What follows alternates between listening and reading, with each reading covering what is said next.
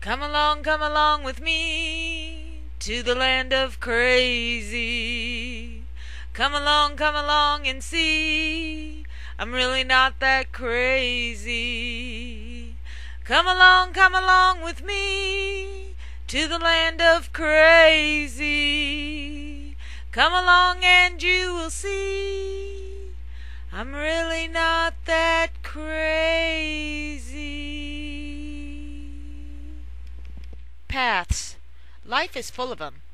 There are some you know about and others you don't. Some you are pushed onto and others you are pulled off of. Some you've walked so much you can walk it blind, and other paths you need a guide. And since the path of my life has graduated to one less traveled, let me be your guide to my path of my life. Once upon a different time, July 5th, 1966 to be exact, and way more patriotic than it sounds, I was born at Fort Langley Air Force Base. Yes, the same hospital mentioned in the Stephen King book Firestarter. When I first read his book at 13, I got a little freaked out and somewhat intrigued at the thought of the possibility of getting drugged as a baby by the government, an experimental drug, which was the reason I felt so odd or different than others.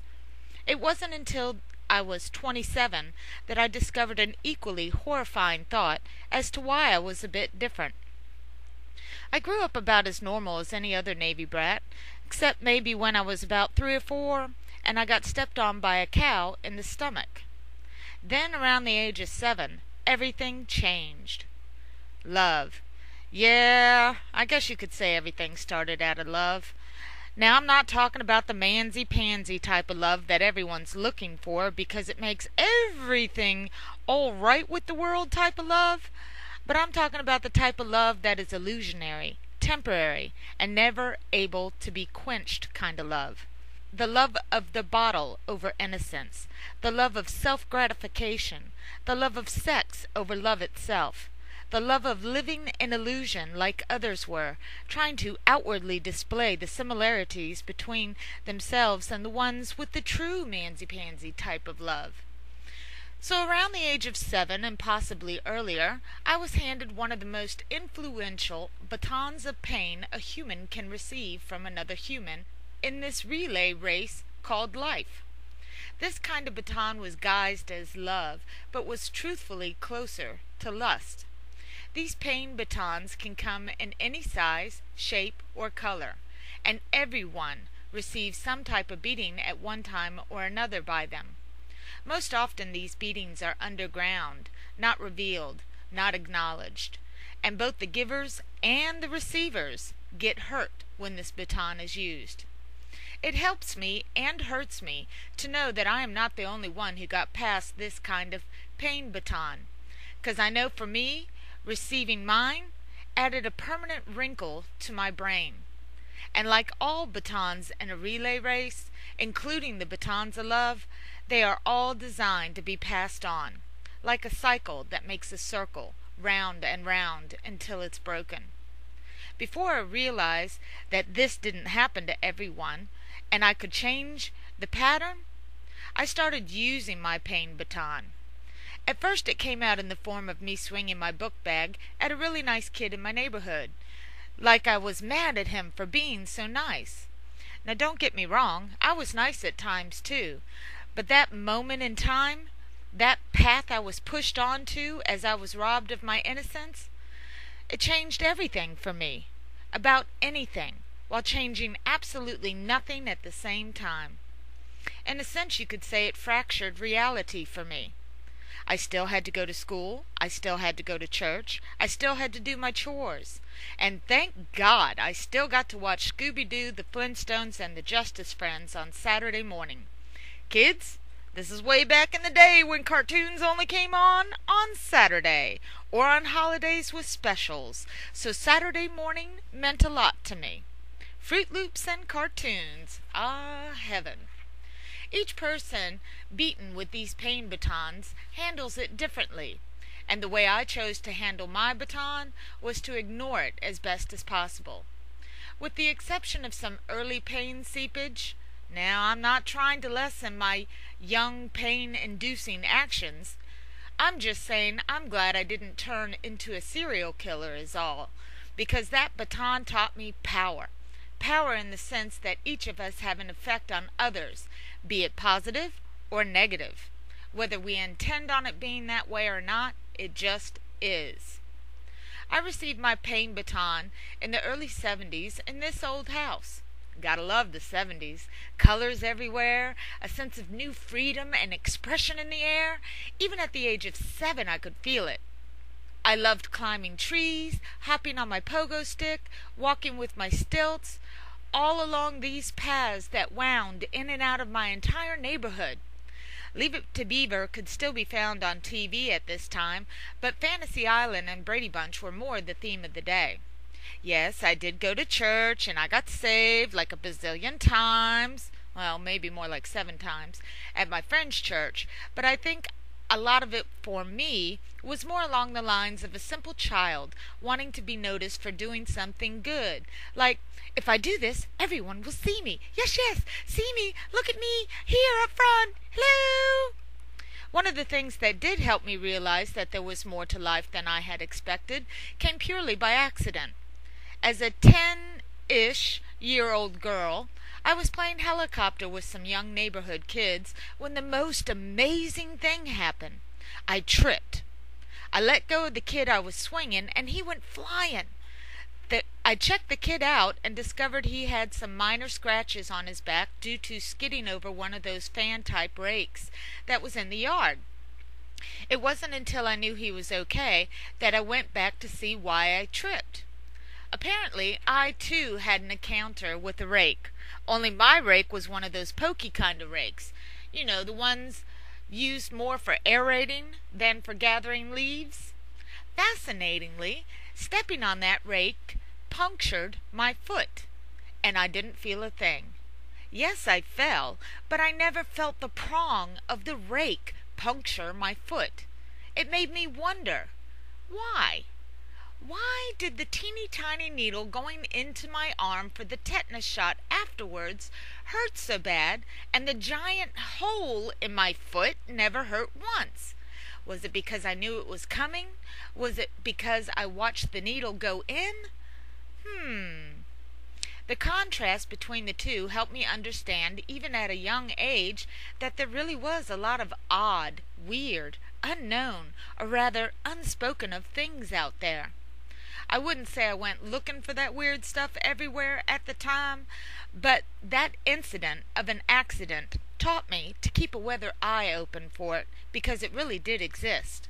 And the first step in seeing is believing. Now, no one had an answer I could understand about why I didn't feel that hole in my foot, but shows like Wonder Woman helped me see I was not the only one who thought outside the box. My cartoon, commercial, and TV show friends were something I could count on.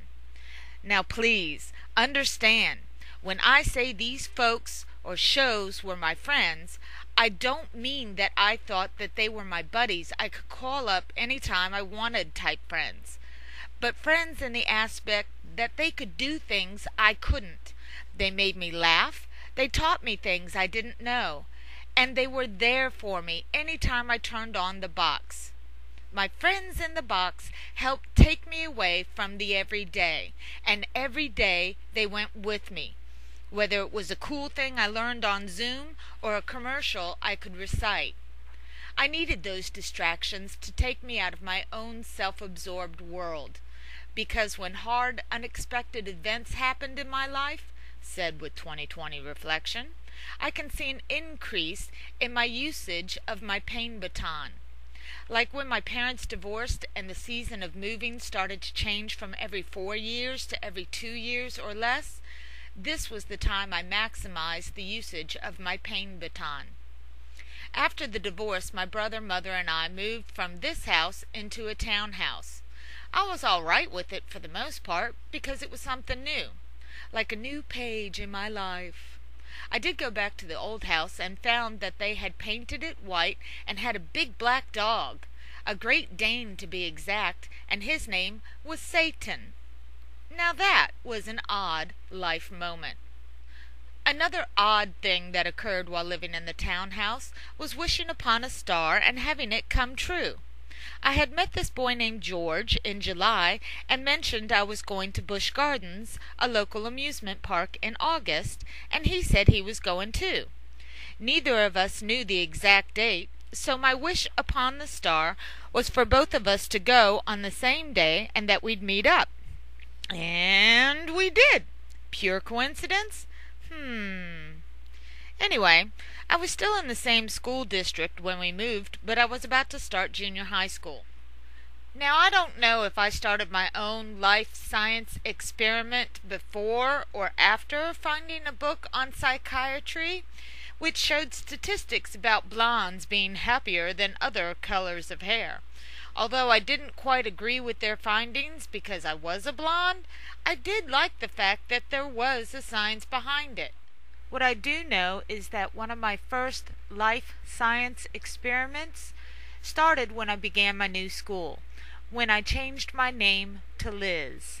I found it odd, cool, intriguing that these new strangers meeting me as Liz treated me differently than strangers did when they met me as Beth. Odd. This was the early teen era for me, and when music started to take over TV, along with the neatest game in the world, Pong.